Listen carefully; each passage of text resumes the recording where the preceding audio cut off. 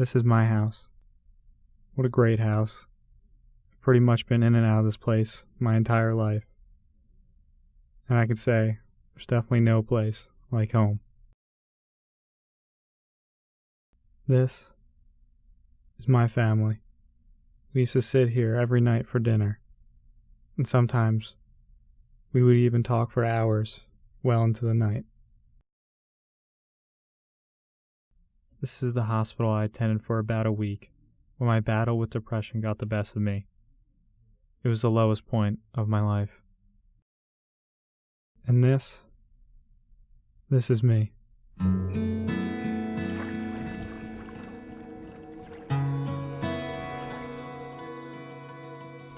I'd say I had a normal childhood. I wasn't really different from anyone else. Really liked to be the center of attention. He just wanted to always be funny and make people laugh.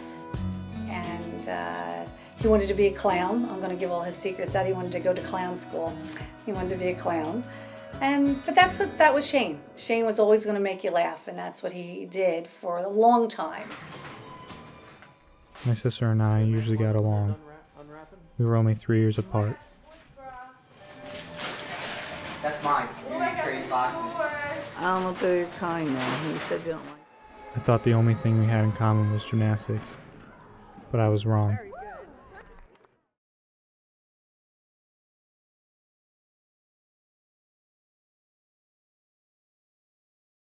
I dated somebody for 8 months, 9 months, and I was 14, and just seeing her, with another guy, he was my friend, and she was with him right after we broke up. It was really hard to see that. There's quite a few things, family-wise. It's kind of hard when you remember a lot of things that happened to you when you're younger. Kind of traumatizing sometimes.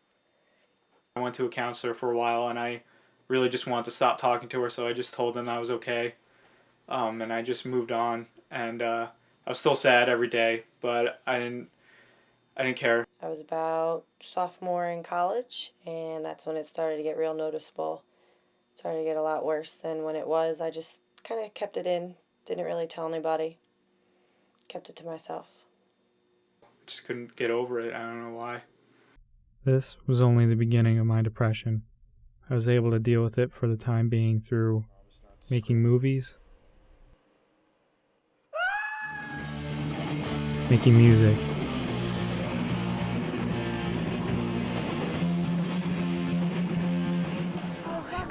doing gymnastics,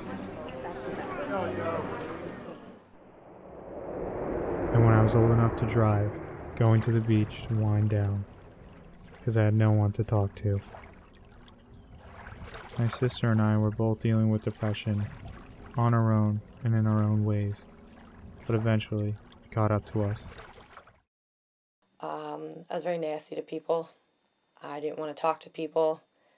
I walked around ignoring everybody, yelling. I just didn't want to be bothered with, and then when I went home, I just kind of shut the door and just let everything not bother me, and I was just upset all the time. It's very hard. Couldn't concentrate. I should have went out and talked to somebody, but I liked to keep to myself back then, so. And crying a lot here, I'll admit it, I don't mind. Definitely a lot of crying went on, and yelling and throwing shit all over the place.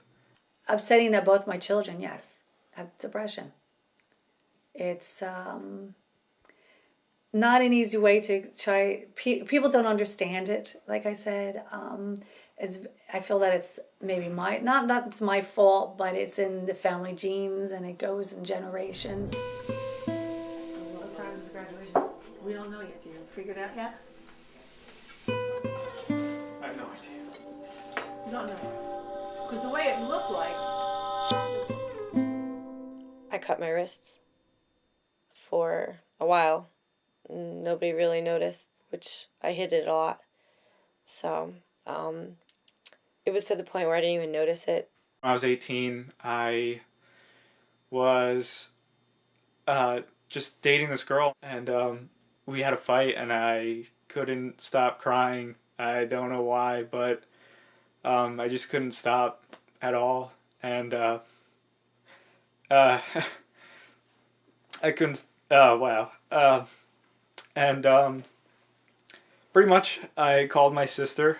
He called me in the middle of the night and was crying and made me cry. He's like, I don't know what's going on.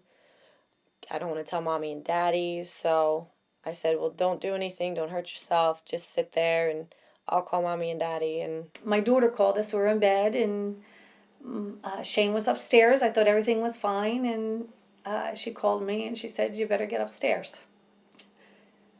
Shane wanted to hurt himself, so I went upstairs, and he wanted help. I could hear their footsteps just running up the stairs, and they like just barged in and just grabbed me, and I couldn't stop crying. Hold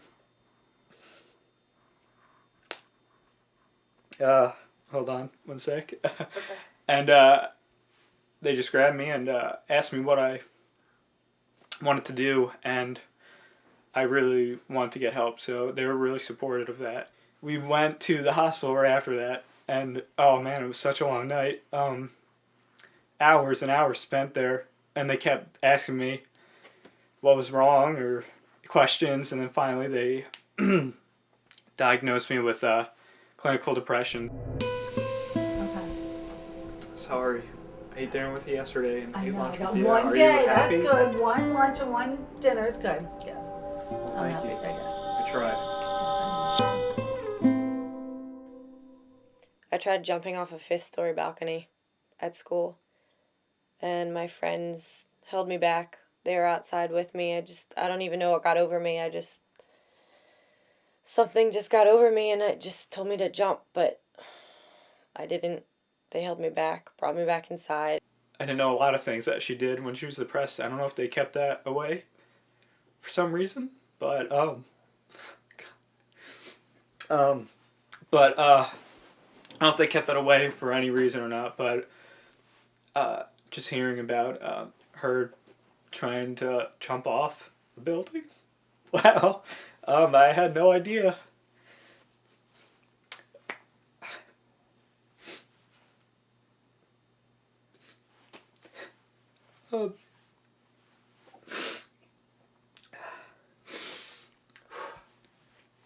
And none of that just hurt.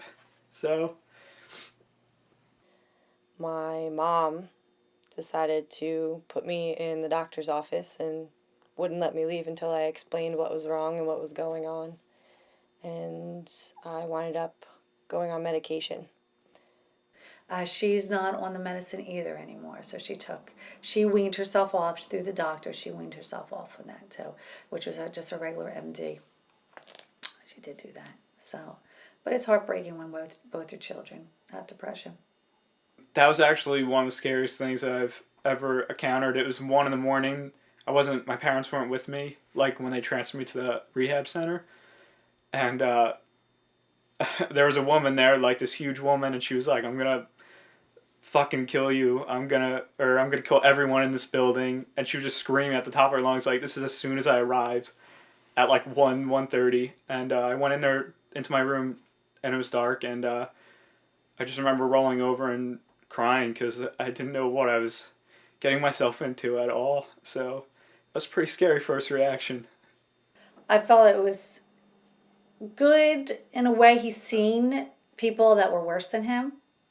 He's seen maybe that it wasn't as, not say it was bad as for him, but there were people that were worse than him, and they were trying to deal with it too.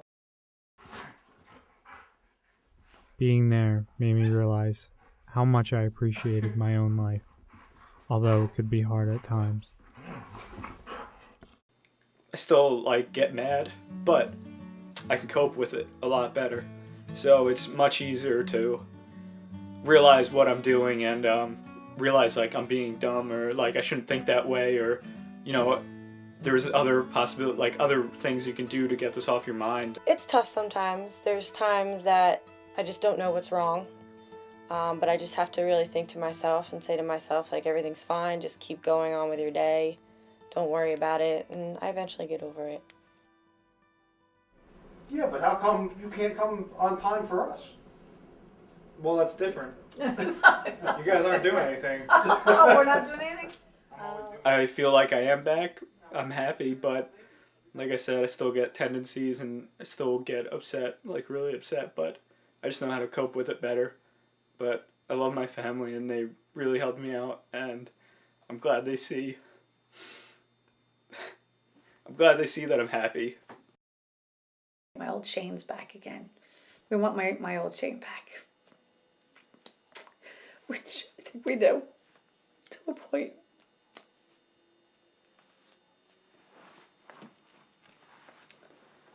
So, I just like to see that. I like to see my kids happy.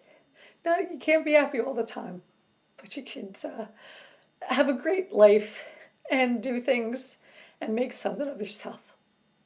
And I just want them to be okay.